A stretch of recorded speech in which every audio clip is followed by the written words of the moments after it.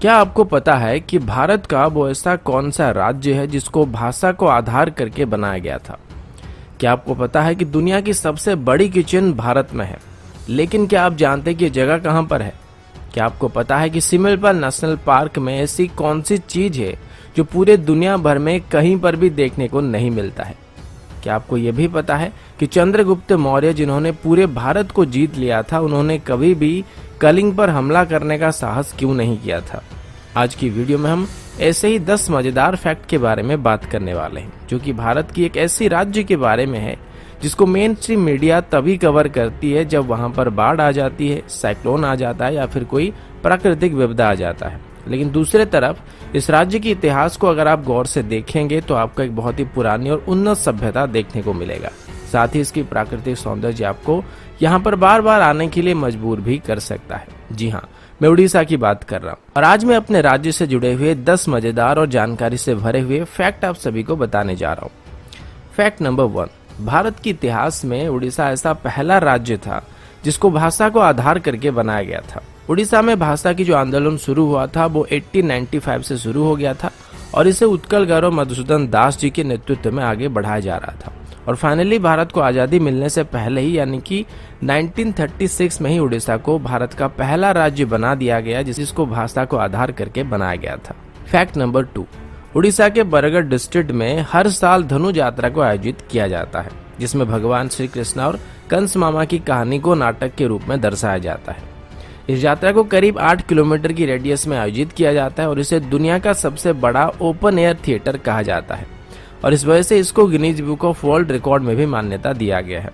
इस फेस्टिवल में कोई भी प्री रिटन स्क्रिप्ट नहीं होता है और इस फेस्टिवल के दौरान कंस वहां पर किसी भी इंसान को दंड दे सकते हैं। और एक बार तो उड़ीसा के पूर्व चीफ मिनिस्टर स्वर्गीय बिजू पटनायक जी को भी कंस राजा को फाइन देना पड़ा था। फैक्ट नंबर 3, उड़ीसा का जो परंपरागत नृत्य है उसको ओडिसी कहा जाता है और ये बात बहुत सारे लोग जानते होंगे। इस नृत्य को सीखने के लिए देश विदेश से लोग यहाँ पर आते हैं, लेकिन ये नृत्य सिर्फ उड़ीसा के लिए गर्व की बात नहीं है, ये पूरे भारतवर्ष की एक पुरानी सभ्यता का प्रतीक है।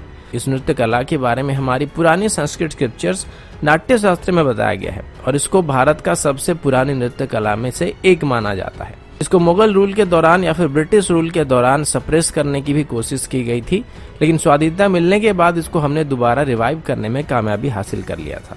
फैक्ट नंबर 4, क्या आपको पता है कि ताजमहल के बनने से काफी पहले से ही कोणार्क टेम्पल को बना दिया गया था और सबसे बड़ी बात यह है कि इसको समंदर के अंदर बनाया गया था। अगर आप कभी भी कोणार्क टेम्पल घूमने के लिए आए होंगे तो आपने देखा होगा कि किस तरीके से बारीक खुदाई करके पत्थरों में अद्भुत कलाकारी का प्रदर्शन किया गया था, जो कि उस वक्त के ओडिया आर्किटेक्चर के बारे में सोचने में मजबूर करता है।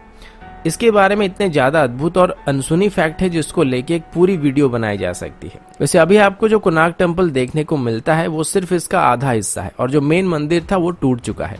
इतिहास में कई बार मुस्लिम इन्वेडर्स के द्वारा इसको लूटा गया था और इसको तोड़ने की कोशिश की गई थी और इसी दौरान शायद वो मंदिर टूट गया था। फैक्ट नंबर 5, क्या आपको पता है कि एशिया का सबसे बड़ा विलेज उड़ीसा में है? इस गाँव का नाम भुवन है और ये ढेंकानाल डिस्ट्रिक्ट में पड़ता है।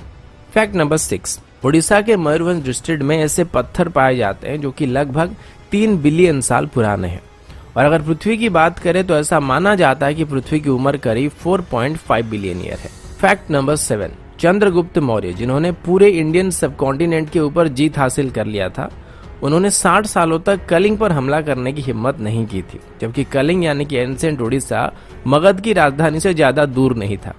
फिर चंद्रगुप्त मौर्य की पोते राजा अशोक ने कलिंग पर हमला किया था। इसमें मगध के पास लगभग 4 से 6 लाख सैनिक थे, जबकि कलिंग के पास 60,000 सैनिक थे।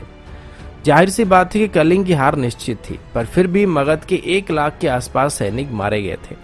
कलिंग के सैनिकों के अलावा बच्चे, बूढ़े और औरतें भी उस जंग में शामिल हुए थे और ये इतनी भयंकर लड़ाई थी जिसने क्रूर राजा अशोक के मन को बदलने के लिए मजबूर कर दिया था और उसके बाद उन्होंने बौद्ध धर्म अपनाकर उसके प्रचार और प्रसार करने का काम किया था।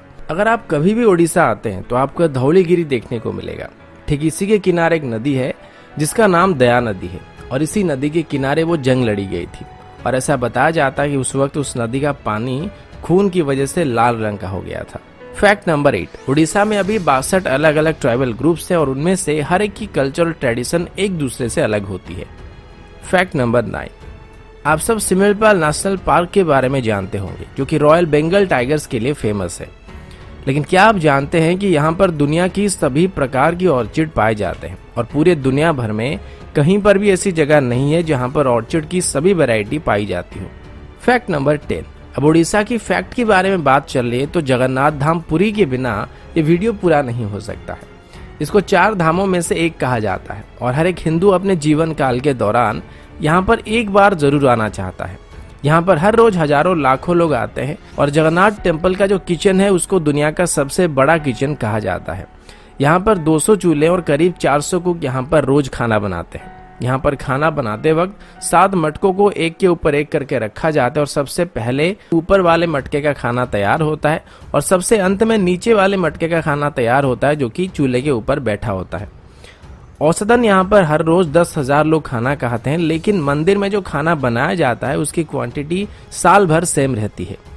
लेकिन मजे की बात तो ये है कि यहाँ पर खाना कभी भी वेस्ट नहीं होता है और उसी खाने को कुछ हजार लोगों को परसा जा सकता है और 20 लाख लोगों को भी परसा जा सकता है। दोस्तों, ये थी उड़ीसा के बारे में कुछ मजेदार फैक्ट को लेके एक छोटी सी वीडियो। आशा करता हूँ वीडियो आप सभी को पसंद आया होगा। अगर आपको वीडियो अच्छा लगा तो इसको लाइक और